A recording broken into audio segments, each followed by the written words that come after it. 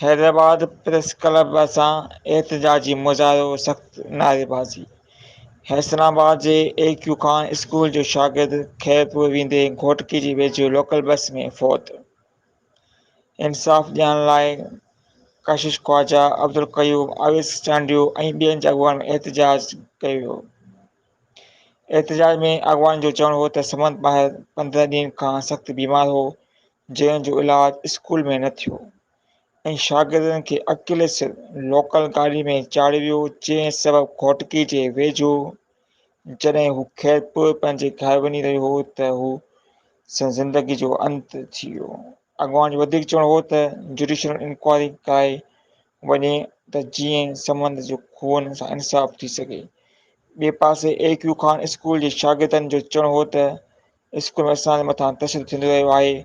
مهيني ۾ رڳو هڪ ڏينهن موبائل ملندو آهي جنهن سبب اسان جو رابطو اسان جي خاندان سان ناهي.